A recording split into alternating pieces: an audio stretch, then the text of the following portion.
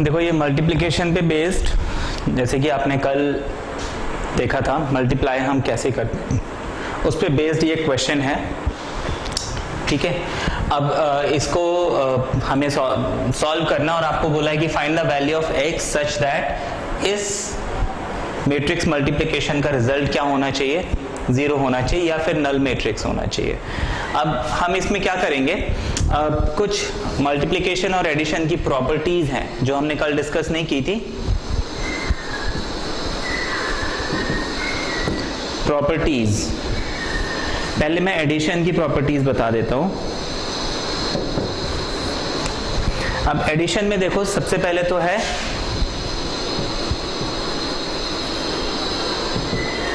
Commutative property, that is a plus b is equal to b plus a. मैं a में b को जोड़ूं या b में a को जोड़ूं, एक ही बात है। तो इस प्रॉपर्टी का नाम है कम्यूटेटिव प्रॉपर्टी। ठीक है, फिर नेक्स्ट प्रॉपर्टी जो है वो है एसोसिएटिव।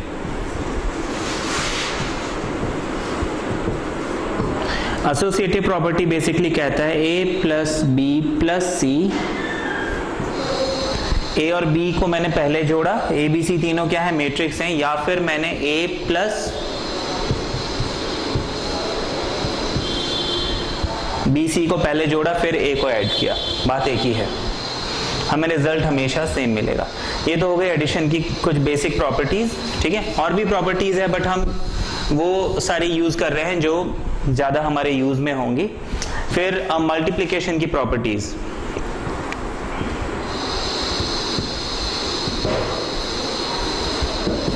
मल्टीप्लिकेशन में जो कम्यूटेटिव वाली प्रॉपर्टी है वो वैलिड नहीं है। ये हमें याद रखना है कि a into B is not equal to b into a इन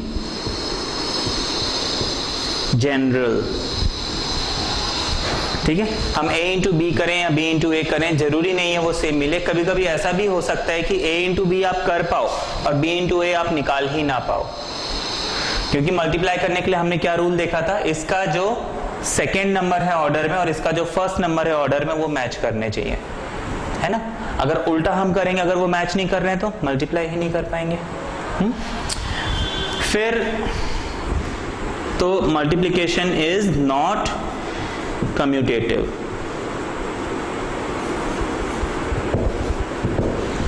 ठीक है, बाकी हाँ मल्टीप्लिकेशन में हम a into b into c is equal to a into b into c ऐसे लिख सकते हैं, जिसको हम बोलते हैं एसोसिएटिव प्रॉपर्टी। ठीक है, ये हम कर सकते हैं। फिर मल्टीप्लिकेशन में नेक्स्ट जो हमारी प्रॉपर्टी है वो है डिस्ट्रीब्यूटिव, दैट इज a अगर मैंने b प्लस सी के साथ मल्टीप्लाई किया, a b c तीनों क्या है, मैट्रिक्स हैं, इसको आप a b plus a c ऐसे लिख सकते हो। इस प्रॉपर्टी को हम बोलते हैं डिस्ट्रीब्यूटिव प्रॉपर्टी। ठीक है, अब इसके बेसिस पे हम चलेंगे यहाँ पे। जैसे अब ये तीन मैट्रिक्स है, मेरे को मल्टीप्लाई करने हैं। मल्टीप्लाई करने के लिए देखो हम कोई भी दो मैट्रिक्स को पहले मल्टीप्लाई कर सकते हैं एसोसिएटिव प्रॉपर्टी के हिसाब से। तो हम क्या करते हैं, पहले ये दोनों मैट्रिक्स को मल्टीप्लाई करते हैं, उसको साइड में छोड़ देते हैं। ठीक है, देखो ये क्वेश्चन है जो मल्टीप्लिकेशन पे बेस्ड है। हम क्या करेंगे, इसमें मल्टीप्लाई करना है। अब मल्टीप्लाई करने के लिए मैं कोई भी दो मैट्रिक्स आपस में मल्टीप्लाई कर सकता हूं, तो पहले इन दोनों को कर लेते हैं, है ना। ये हॉरिजॉन्टल लाइन, ये वर्टिकल लाइन, ये वर्टिकल लाइन, ये वर्टिकल लाइन, उसको हम अभी अलग छोड़ देते हैं। ठीक है, तो आपके पास आ गया 1 into 1 is 1, x into 2 is 2x, 15 into 1 is 15, फिर 1 into 3 is 3, x into 5 is 5x, 1 into 3 is 3, 1 into 2 is 2, x into 1 is x, 1 into 2 is 2। ये हो गया। बाकी हमारे पास यहाँ बच गया 1, 2 and x, ये आ गया। ठीक है, इसको हम फर्दर लिख सकते हैं 1 + 15 16 + 2x, ये हो जाएगा 3 + 3 = 6 + 5x, और यहां पे आ जाएगा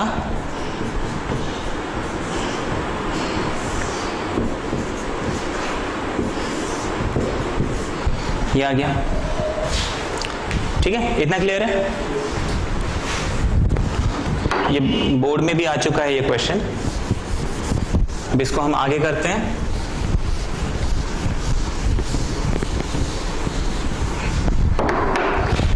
अब इसको भी हम सॉल्व करेंगे तो देखो यहाँ पे एक हॉरिजॉन्टल लाइन बन रहा है, एक वर्टिकल लाइन बन रहा है। तो 16 + 2x 1 के साथ आ जाएगा,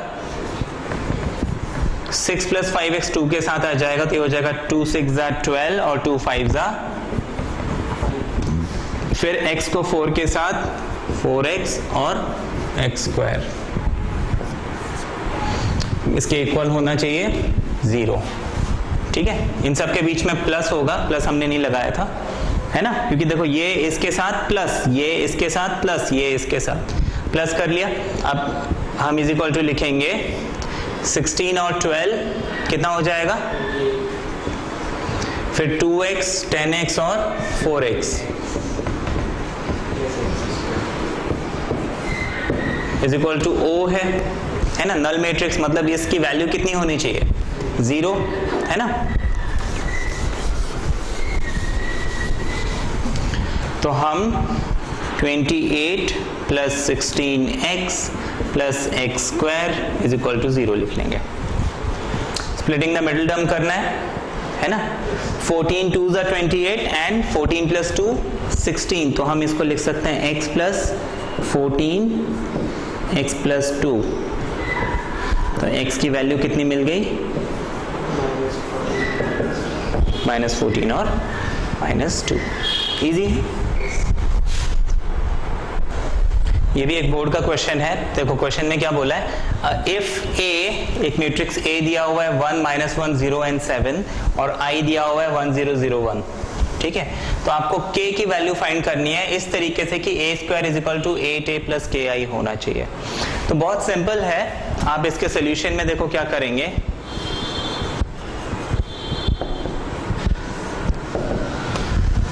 सबसे पहले तो आपको A² निकालना है, जो कि A × A होता है ना।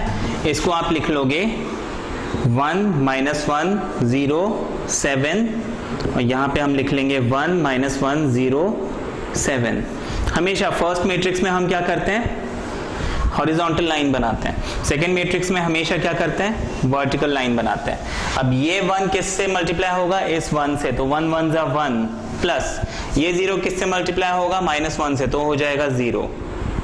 ठीक है, फिर ये हॉरिजॉन्टल लाइन इस वर्टिकल लाइन से, तो 1 × 0 0 प्लस 0 × 7 0, ये मिल गया।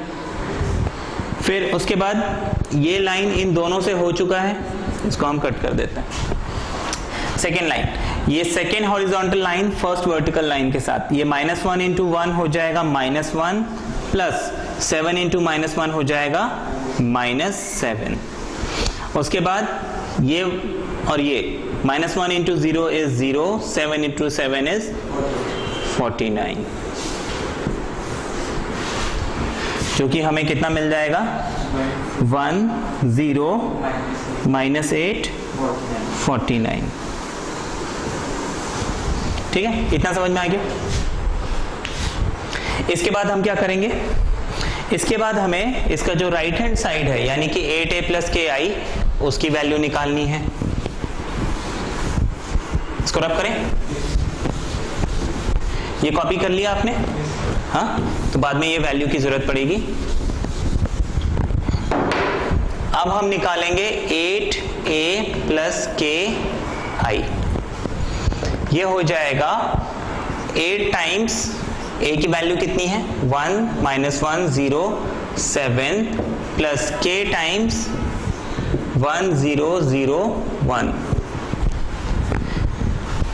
स्केलर मल्टीप्लिकेशन का रूल क्या कहता है कि ये 8 जो है अंदर सबसे मल्टीप्लाई होगा, तो ये हो जाएगा 8 -8 0 और 56, ये आ गया। यहां पे हम लिख लेंगे k 0 and 0 k। इसको जब हम फर्दर सॉल्व करेंगे ये हो जाएगा 8 plus k, 0 plus 0 minus 8 plus 0 and 56 plus k। ये मिल गया, ठीक है, इतना समझ में आ गया। अब हमको क्वेश्चन में कंडीशन क्या दी है, a स्क्वायर जो है इसके इक्वल होना चाहिए। तो हम अब इस वैल्यू को किसके इक्वल लिखेंगे? अब अकॉर्डिंग टू क्वेश्चन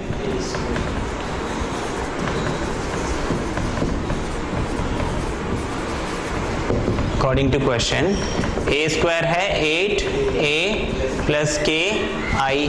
अच्छा, a स्क्वायर हमें कितना मिला था? 1 0। ये किसके इक्वल होना चाहिए?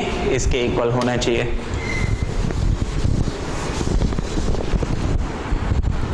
ये होना चाहिए 8 प्लस k 0 माइनस 8 और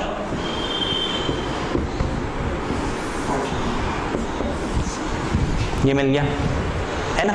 अब जब कंपेयर करेंगे देखो यहाँ पे ये 0 टैली हो रहा है, माइनस 8 टैली हो रहा है। दैट मीन्स ये 1 किसके इक्वल होना चाहिए? 8 प्लस k के। तो हम इसको इक्वल रख लेते हैं। हम लिखेंगे 8 plus k is equal to 1 और k इज इक्वल टू -7। ये वैल्यू मिल गई। हम इसको इक्वेट करते हैं, ये हो जाएगा 49 is equal to 56 plus k। तो k आपको मिल जाएगा विच इज अगेन -7, है ना। तो दोनों ही उससे आपको क्या मिल रहा है? k की एक ही वैल्यू मिल रही है, वो है -7। देयरफॉर k की वैल्यू कितनी होनी चाहिए? ये आपका आंसर है, ठीक है। इजी है ये। तो ये बोर्ड में ये जो 1 मार्क्स और 4 मार्क्स का क्वेश्चन है, इजी आते हैं। नेक्स्ट क्वेश्चन हम देखेंगे।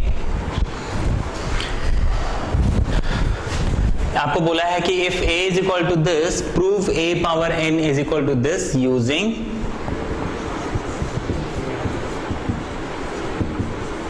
प्रिंसिपल ऑफ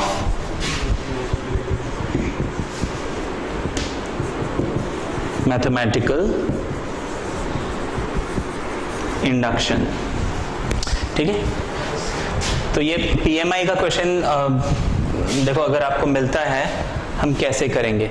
इसके लिए पहले आपको ना ये प्रिंसिपल ऑफ मैथमेटिकल इंडक्शन थोड़ा सा मालूम हो। ये हमने 11th क्लास में किया है ना। प्रिंसिपल ऑफ मैथमेटिकल इंडक्शन में बेसिकली 3 स्टेप्स होते हैं या जो आपको फॉलो करना है। सबसे पहले आप P1 चेक करोगे, है ना। जो भी प्रूव करना है उसमें आप n की जगह, जैसे मुझे ये प्रूव करना है, n की जगह मैं 1 डालूंगा और 1 डाल के देखूंगा क्या रिजल्ट मुझे मिल रहा है।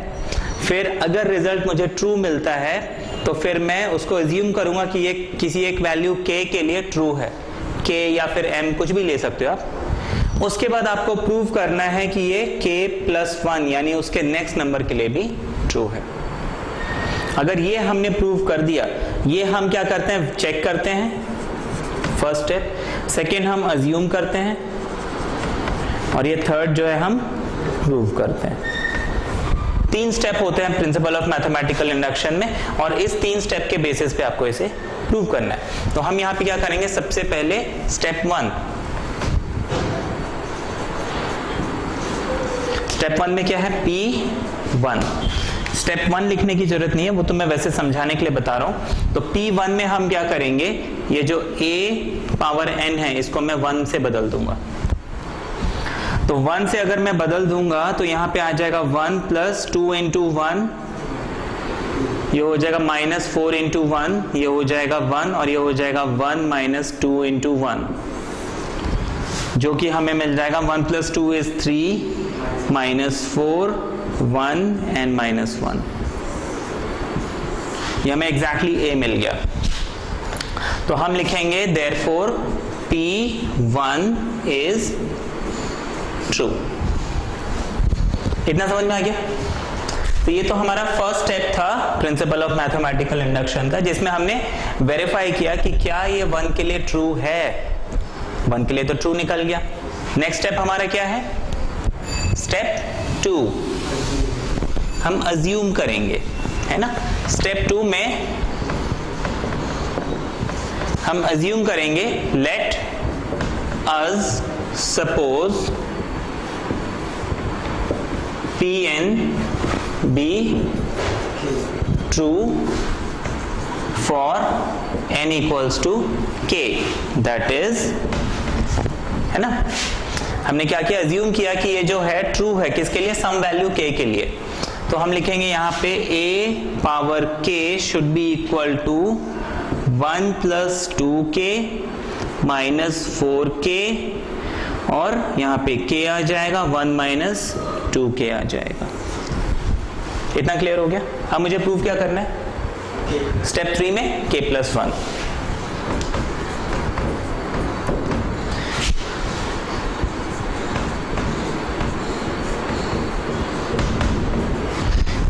Now we have to prove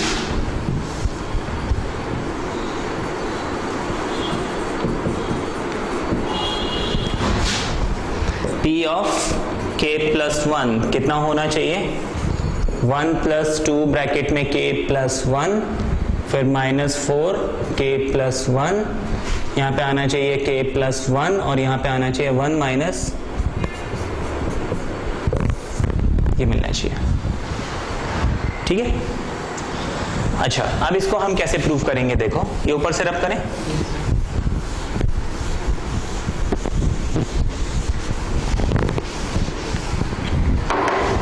हम यहाँ पे सबसे पहले लिखेंगे p k plus 1 is equal to, now p k plus 1 is equal to, आप लिखोगे a पावर k प्लस 1 लिख सकते हैं। इसको आप लिखोगे a power k into a power 1, है ना। अच्छा, a पावर k हमने ऑलरेडी pk में क्या अज्यूम किया है कि ट्रू है, मतलब a पावर k हमारा क्या बन जाएगा? 1 plus 2k minus 4k, k और, ठीक है। यहां ब्रैकेट में आप रीजन लिख सकते हो, since p k is true, है ना। सपोज वी हैव सपोज, हमने अज्यूम किया, we have assume that p k is true. अच्छा, ए की वैल्यू क्या हो जाएगी? ए की वैल्यू क्या है? 3 माइनस 4 1 एंड माइनस 1, ये है हमारे पास। अब मुझे क्या करना है? इसको मल्टीप्लाई करना है।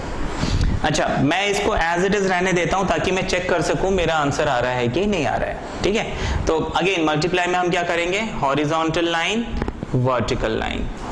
तो 1 प्लस 2k 3 के साथ, 3 1 जा 3, 3 2 जा 6k। फिर देखो, ये 3 इसके साथ हो गया, 1 इसके साथ होगा, ये हो जाएगा माइनस 4k। समझ में आ गया? ये लाइन अब इससे मल्टीप्लाई होगी, minus 4 into 1 minus 4, minus 4 into 2 minus 8k, minus 1 into minus 4k हो जाएगा। ठीक है, अब ये लाइन इसके साथ, तो ये जो k है ये 3 के साथ 3k, फिर ये 1 माइनस 2k 1 के साथ, तो ये आ जाएगा। फिर ये horizontal line is vertical, minus 4 and k, minus 4k, minus 1 and this, ये हो जाएगा माइनस 1 प्लस 2k। इतना समझ में आ गया? इसको हम सॉल्व करते हैं, देखते हैं हमें ये मिल रहा है कि नहीं। इसको रब करें ऊपर से।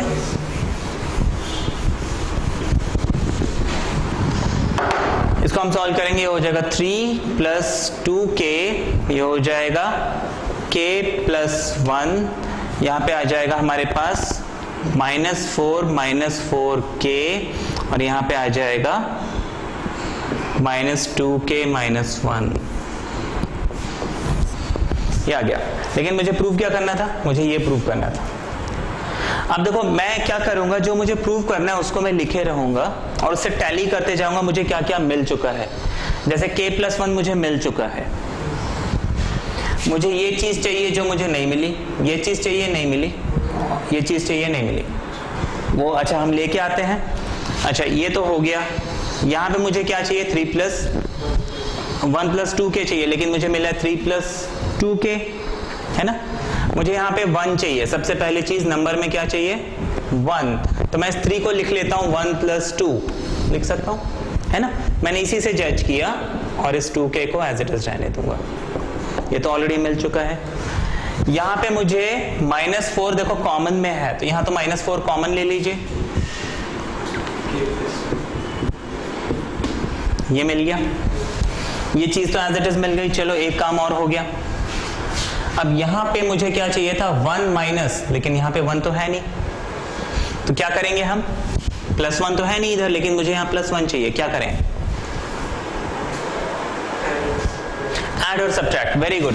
देखो मुझे यहाँ पे जो प्रूव करना है उसमें 1 चाहिए, लेकिन यहाँ पे 1 नहीं है, तो हम यहाँ पे क्या करेंगे, 1 ऐड करेंगे, 1 सब्ट्रैक्ट करेंगे, बाकी सब एज इट इज रहने देंगे। इतना समझ में आ गया। जब कभी भी हमें कोई चीज चाहिए वो नहीं है तो हम ऐड सब्ट्रैक्ट कर सकते हैं, ठीक है, इतना क्लियर है। इसके बाद हम इसको लिख सकते हैं 1 जो कि मुझे चाहिए, यहां पे हम 2 कॉमन ले लेंगे, ये मिल जाएगा, ये तो ऑलरेडी मिल चुका है, ये हमको मिल चुका है। अब इसको हम लिख सकते हैं 1, देखो -1 - 1 हो जाएगा -2, तो इसको आप लिख सकते हो 1 - 2, आप यहां कॉमन ले लीजिए, k+1 आ जाएगा, हमें ये रिजल्ट मिल गया। फिर आप लिखोगे therefore p k+1 is true, ठीक है, क्लियर हो गया ये कैसे करना है। दूसरा तरीका है हमारे पास कि कभी कभी क्या करते हैं हम, जैसे हमने सॉल्व करके एक पॉइंट पे छोड़ दिया, अब आप क्या करो, ये जो k+1 है इसको सॉल्व कर लो, ये भी उसके इक्वल मिल जाएगा, एक तरीका ये भी है, इजी है। एक एग्जांपल हम और करेंगे PMI में, है ना, प्रिंसिपल ऑफ मैथमेटिकल इंडक्शन। आपको क्वेश्चन दिया हुआ, if a α is cos α sin α minus sin α and cos α, prove that a α power n is cos n α sin n α minus sin n α और cos n α। ये आपको प्रूव करना है, जहां पे ये n क्या है, पॉजिटिव इंटीजर, क्योंकि PMI हम क्या करते हैं, पॉजिटिव इंटीजर्स के लिए ही अभी तक हमने पढ़ा है ना, लास्ट ईयर जो आपने देखा है। तो अब देखो ये हम कैसे प्रूव करेंगे, दोबारा वही हमारे स्टेप्स होंगे। P1 है ना, आप लिखोगे a अल्फा पावर 1, ये हो जाएगा cos n की जगह 1 अल्फा, साइन n की जगह 1 अल्फा, माइनस साइन n की जगह 1 और ये cos। ये आपको क्या मिल गया, ये मिल गया, तो हम लिखेंगे P1 is true, ये तो हो गया, इजी था, है ना। अब नेक्स्ट हम क्या करेंगे, इसको किसी एक वैल्यू k के लिए अज्यूम करेंगे कि ये ट्रू है। Suppose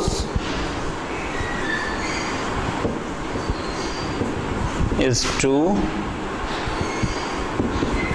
for n is equal to k, that is a alpha power k is cos k alpha sin k alpha minus sin k alpha और cos k alpha, ये हो गया। अब k+1 हमें प्रूव करना है, ठीक है, ये क्वेश्चन आपने लिखा हुआ है। अच्छा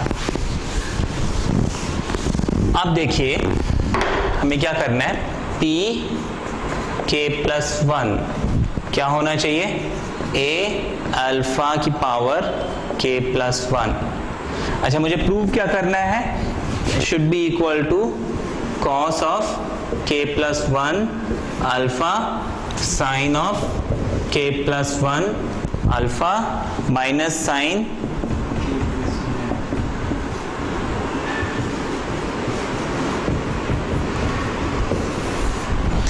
ये हमें प्रूव करना है। ठीक है, इस रिजल्ट को हम एज इट इज रहने देते हैं। अब हम इसको प्रूव करते हैं।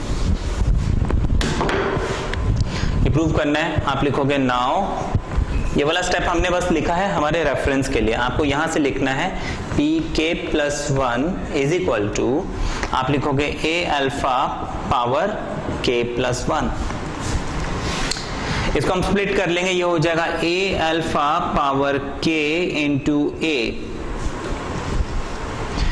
अब a अल्फा पावर k हमने क्या अज्यूम किया है, cos k अल्फा साइन के अल्फा माइनस साइन के अल्फा और कॉस के अल्फा। हाँ, कहाँ पे ए अल्फा होगा? अच्छा ओके सॉरी, ए अल्फा, ठीक है ना। अच्छा, ए अल्फा की वैल्यू क्या है वो हम यहाँ पे मल्टीप्लाई करके लिख देंगे। ये हो जाएगा cos alpha sine alpha minus sine alpha cos alpha. ये मिल गया, ठीक है। अब मुझे क्या करना है, इसको मल्टीप्लाई करना है, ठीक है। तो मैं यहां से पूरा रब कर देता हूं, सिर्फ इसको रेफरेंस के लिए रख लेता हूं, ठीक है। मल्टीप्लिकेशन में वापस वही रूल, यहाँ पे मुझे हॉरिजॉन्टल लाइन खींचने, यहाँ पे मुझे वर्टिकल लाइन खींचने। अच्छा, मेन शीट में आप ये मत कीजिएगा, ये लाइन सिर्फ हमने अपने समझने के लिए खींचा है। तो आप क्या कर सकते हो, यहाँ पे पेंसिल से चाहे तो लाइन खींच लो, या फिर जब प्रैक्टिस करोगे लाइन खींच के, एक टाइम ऐसा आएगा आपको फिर लाइन की भी जरूरत नहीं पड़ेगी, ठीक है ना। स्टार्टिंग में हमें जरूरत पड़ती है बस थोड़ा सा ध्यान रखने के लिए, कहीं गलती ना हो। एक बार प्रैक्टिस हो गई तो इसकी भी जरूरत नहीं है। तो अब ये कॉस के अल्फा किसके साथ जाएगा, कॉस अल्फा के साथ। हमको मिल जाएगा कॉस के अल्फा कॉस, इसको हम थोड़ा सा यहाँ पे लिखते हैं,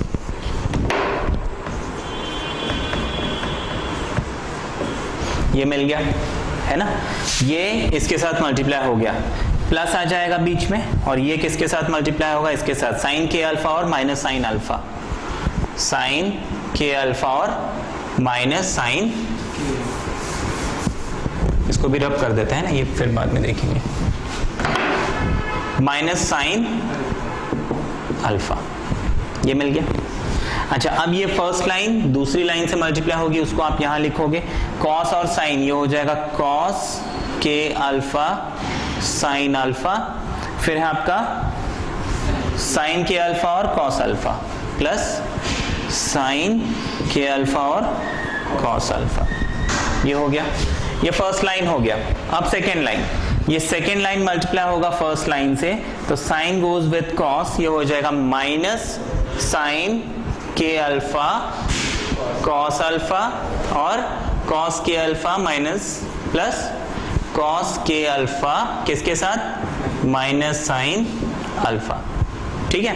फिर नेक्स्ट है हमारे पास साइन के अल्फा साइन अल्फा,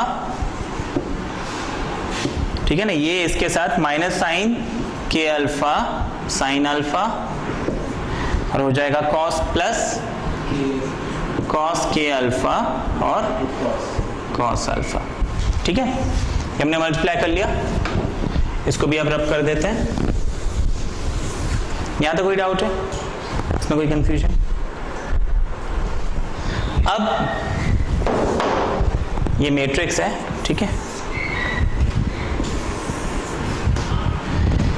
अब मुझे थोड़ा सा यहाँ पे ट्रिग्नोमेट्री लगाना है। पहले तो हम इनके साइन चेंज कर लेंगे। देखो ये माइनस है प्लस है, तो ये प्लस माइनस माइनस हो जाएगा, तो ये ब्रैकेट हट जाएगा। इतना समझ में आ गया? ये माइनस है, ये प्लस है, तो ये माइनस हो जाएगा, यहां से ये माइनस साइन हट जाएगा। ये समझ में आ गया? अच्छा, यहाँ पे तो कोई चेंज नहीं है, यहाँ पे कोई चेंज नहीं है। अच्छा, अब cos A cos B minus sine A sine B, क्या इसका कोई फॉर्मूला है? इसको हम लिखते हैं cos of A plus B, ये आपने 11th क्लास में पढ़ा होगा, है ना। cos A cos B minus sine A sine B, है ना। A की जगह K अल्फा है और B की जगह अल्फा है, तो हम इसको लिख सकते हैं cos ऑफ के अल्फा प्लस अल्फा। इतना समझ में आ गया? ये हो गया। अब इसके बाद देखो cos A sine B plus sine A cos B. देखो फॉर्मूला है sine A cos B plus cos A sine B. क्या होता है? Sine of A plus B होता है ये भी 11th क्लास में फॉर्मूला हमने पढ़ा है ना। तो हम इस सेकेंड पोर्शन को क्या लिखेंगे? Sine of A plus B, ये लिख लिया। ठीक है, इतना समझ में आ गया। अब हम इस पे आते हैं, इसमें हम माइनस कॉमन ले सकते हैं। ये समझ में आ गया? माइनस हमने कॉमन ले लिया तो ये हो गया sine A cos A sine B. क्या बन जाएगा? Sine of A plus B, और नेगेटिव साइन बाहर कॉमन है। इतना समझ में आ गया। अब यहां पे देखो फॉर्मूला कौन सा? Cos A cos B minus sign A sine B, लेकिन उल्टे ऑर्डर में लिखा है। आपका साइन ए साइन बी पहले लिख दिया, कॉस ए कॉस बी बाद में लिख दिया, उससे कोई फर्क तो पड़ता नहीं है। इसको मैं लिखूंगा cos of A plus B, तो इसको मैं लिख लूंगा कॉस ए की जगह क्या आ जाएगा? के अल्फा प्लस अल्फा। ये आ गया। ठीक है, अब इसको ऊपर से रब कर देते हैं।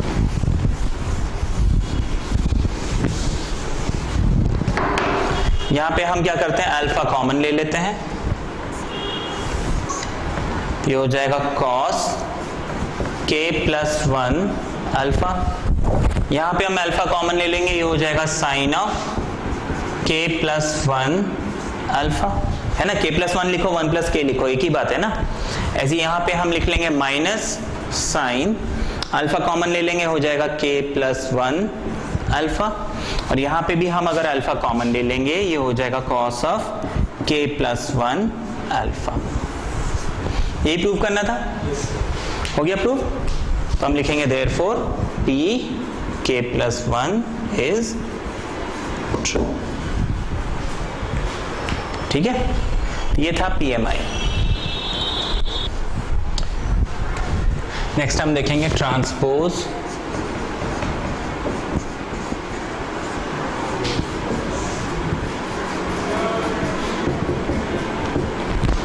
Transpose of a matrix. Transpose of a matrix क्या होता है? आप बेसिकली जो रोज हैं उसको कॉलम्स में चेंज कर देते हो, और जो कॉलम्स हैं उनको रोज में चेंज कर देते हो, है ना। जैसे मान लीजिए ए आपके पास कोई भी एक मैट्रिक्स है 1 2 3 4 5 6। अब देखो हमने क्या किया, जो वर्टिकल लाइन है उसको आप हॉरिजॉन्टल बना दो बस। अभी देखो ये 1 है, मैं इसको ऐसे टर्न जब करूंगा, इस लाइन को ऐसे टर्न करूंगा तो ये 1 इधर आ जाएगा, 2 इधर आ जाएगा, 3 इधर आ जाएगा, है ना। इसको मैंने ऐसे टर्न किया, 1 2 3 इधर आ गया। अब इस 6 को पकड़ के मैं जब टर्न करूंगा, ये 4 इधर आ जाएगा, 5 इधर आ जाएगा, 6 इधर आ जाएगा। ये क्या बन गया? ए का ट्रांसपोज। ये ए है तो ये क्या है? ए का ट्रांसपोज। इसको हम ए डैश ऐसे लिखते हैं, या फिर ए टी। ट्रांसपोज को हम या तो ए डैश या तो ए टी ऐसे लिखेंगे। समझ में आ गया कैसे करना है ट्रांसपोज? हाँ, एक और एग्जांपल देख लेते हैं।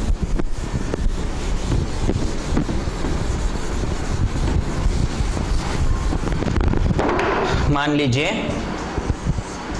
1 2 3 4 5 6 7 8 9 स्क्वायर मैट्रिक्स है, मुझे ट्रांसपोज बनाना है। क्या करूंगा मैं? 3 वर्टिकल लाइन है, मुझे पहले वर्टिकल लाइन को टर्न करना है, तो ये हो जाएगा 1 इधर आ जाएगा, 2 उसके सामने आ जाएगा, 3 उसके सामने आ जाएगा। फिर नेक्स्ट है 4, तो मैं 4 को उसके जस्ट नीचे लिखूंगा, 4 का नेक्स्ट नंबर 5 यहाँ लिखूंगा और उसका नेक्स्ट नंबर 6 यहाँ लिखूंगा। 7 को एग्जैक्टली 4 के नीचे लिखूंगा, फिर आ जाएगा 8, फिर आ जाएगा 9, आ गया आपका A ट्रांसपोज। ठीक है, दूसरा तरीका क्या है ट्रांसपोज निकालने का? स्क्वायर मैट्रिक्स के केस में, ये स्क्वायर मैट्रिक्स है तो इसमें देखो, एक तो ये है कि हमने लाइन खींची और उसको टर्न कर दिया, या फिर आप क्या करेंगे कि इसके डायगोनल्स को एक बार फिर से लिख लेता हूं।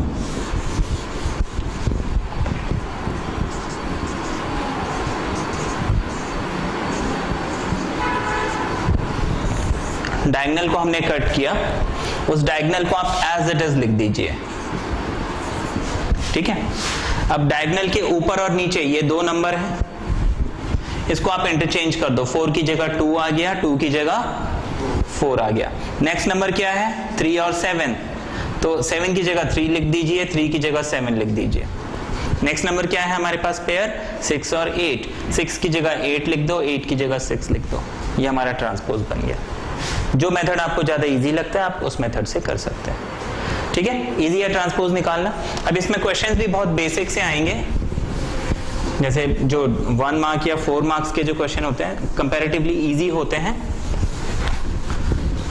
मैं इसकी कुछ प्रॉपर्टीज बता देता हूं ट्रांसपोज की, फिर उस पे बेस्ड आपको क्वेश्चन देते हैं। जैसे इसकी प्रॉपर्टी है, पहली प्रॉपर्टी, ए ट्रांसपोज का ट्रांसपोज वापस ए होता है।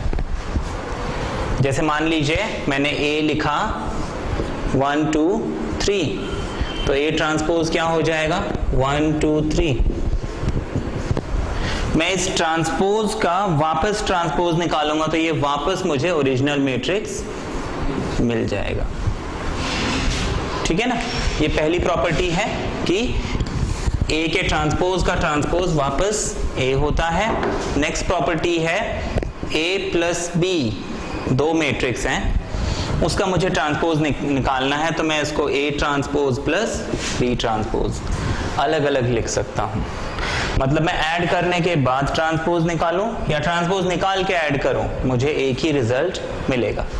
तीसरी प्रॉपर्टी है, आपने किसी मैट्रिक्स को किसी स्केलर ए से मल्टीप्लाई किया और उसका ट्रांसपोज निकाला। स्केलर का यहां पे मतलब है कोई भी नंबर से, तो वो इक्वल होगा कि आप उस मैट्रिक्स के ट्रांसपोज को निकालो और उसको फिर स्केलर से मल्टीप्लाई करो।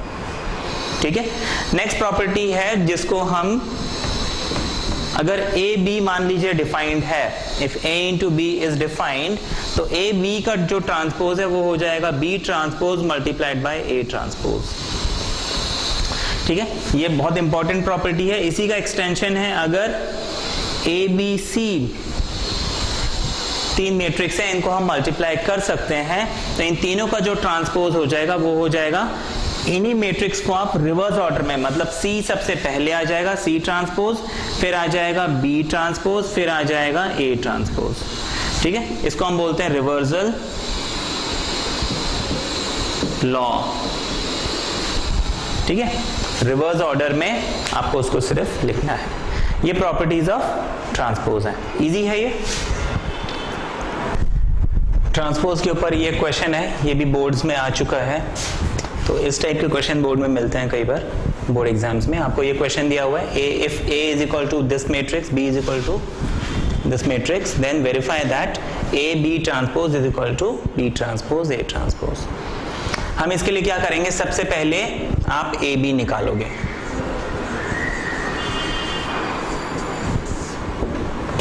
आप A B is equal to लिखोगे 3 5 2 मल्टीप्लाई बाय 1 0 4।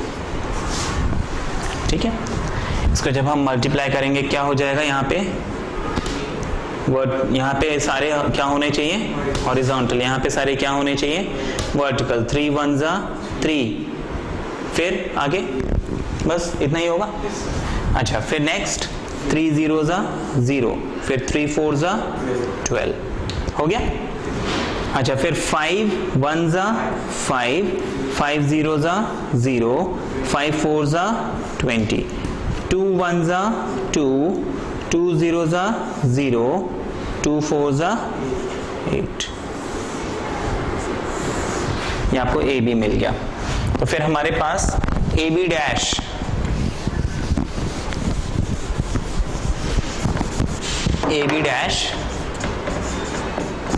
यानी ए बी का ट्रांसपोज क्या हो जाएगा, हम क्या करेंगे 3, 0 और 8 ऐसे लिख लेंगे, 0 और 5 इंटरचेंज, ठीक है, 12 और 2 इंटरचेंज, 0 और 20 इंटरचेंज।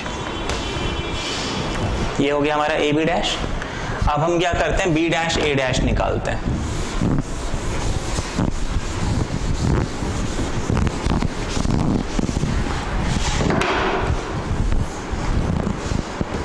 बी डैश क्या हो जाएगा, बी हमको कितना दिया था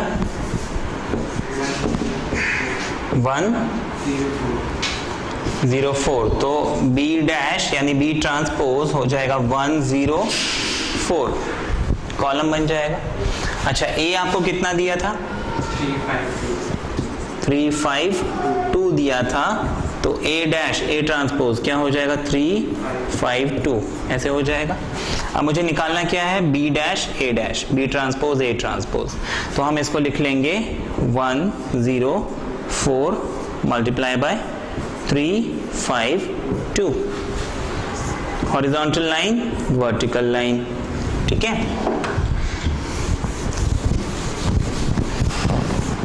अब यहाँ पे ये हॉरिजॉन्टल इस वर्टिकल के साथ, तो 3 1 जा 3, ये हॉरिजॉन्टल इस 5 के साथ, 5 1 जा 5, 1 and 2 is 2, फिर 0 into 3 is 0, 0 into 5 is 0, 0 into 2 is 0, 4 3s are 12, 4 5s are 20, 4 2s are 8। ये आपको किसकी वैल्यू मिली, बी डैश ए डैश की वैल्यू मिली। अब बी डैश ए डैश क्या ए बी डैश के इक्वल है, ये दोनों मैट्रिक्स एग्जैक्टली इक्वल है, आप लिखोगे therefore A B transpose is B transpose A transpose. Proved, easy है।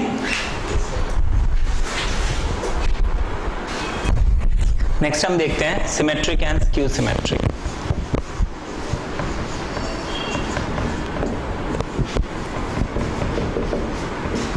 अब देखिए सिमेट्रिक मैट्रिक्स क्या होता है।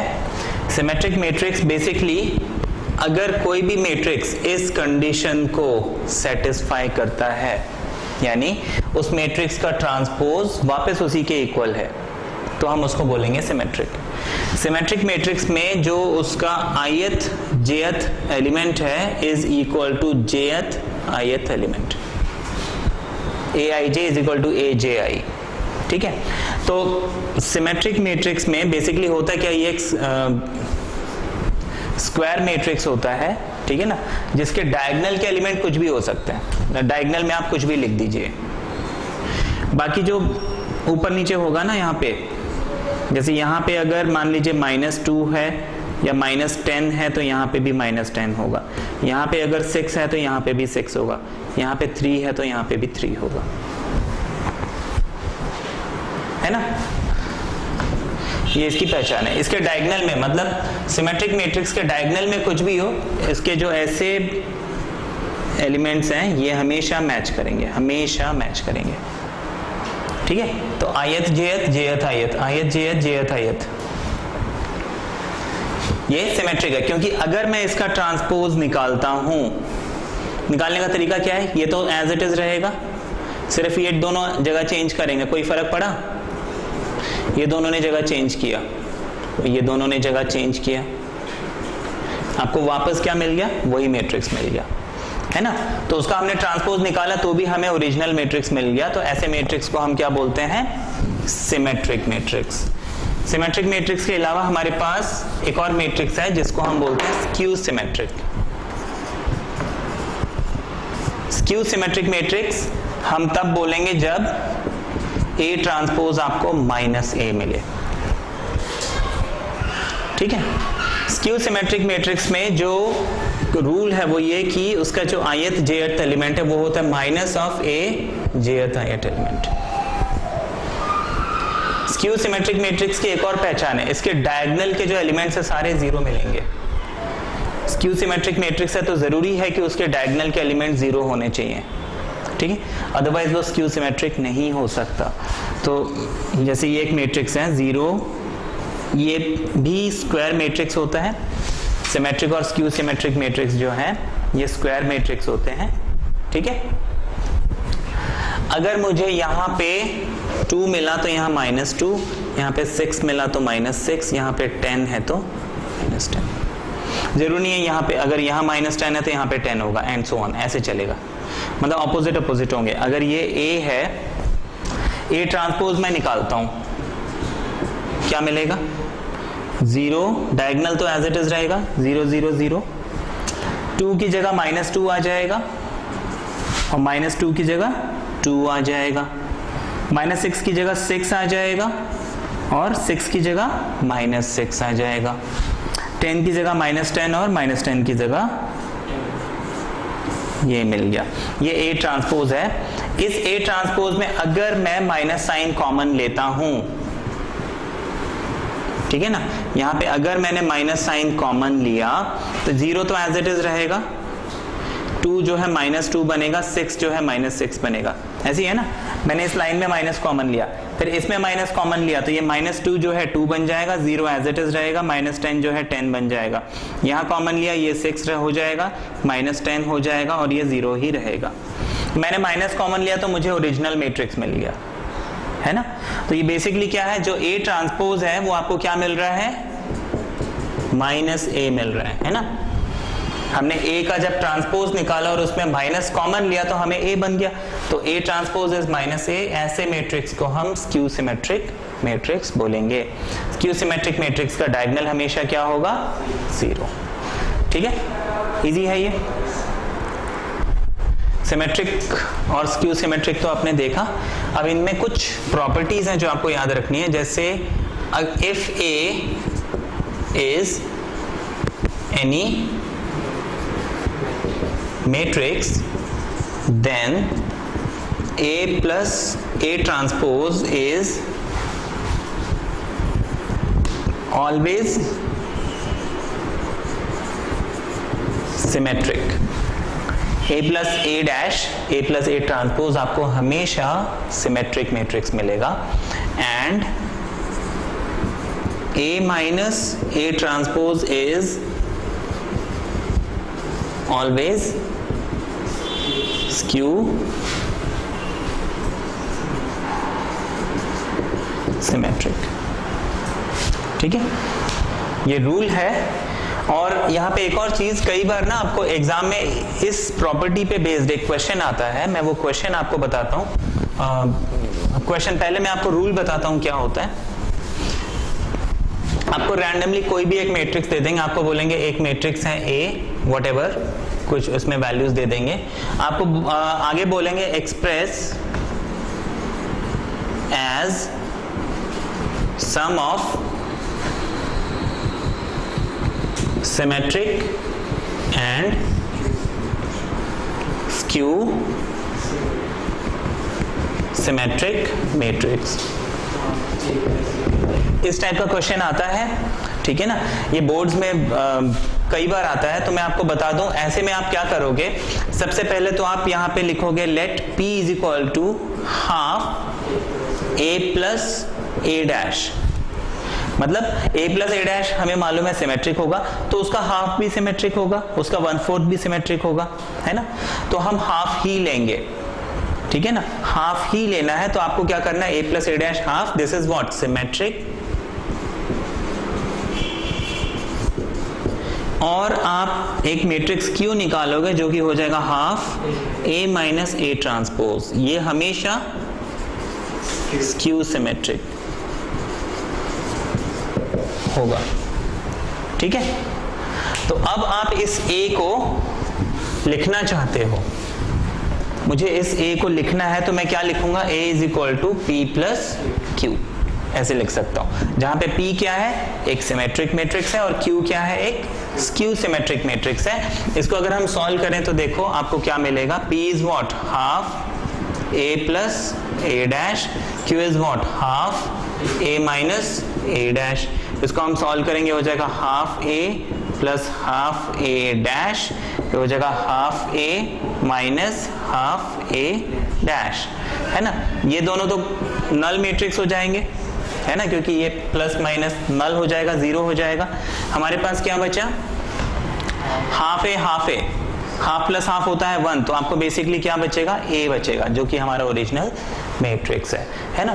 तो ये आपको याद रखना है कि कभी भी अगर आपको express as sum of symmetric and skew symmetric बोलते हैं तो आपको P प्लस क्यू लिखना है, जहां पे P क्या है, हाफ ए प्लस ए डैश, और Q है हाफ ए माइनस ए डैश। ठीक है, ये क्लियर है? ये बहुत इंपॉर्टेंट है, इस पे बेस्ड क्वेश्चंस आते हैं एग्जाम में।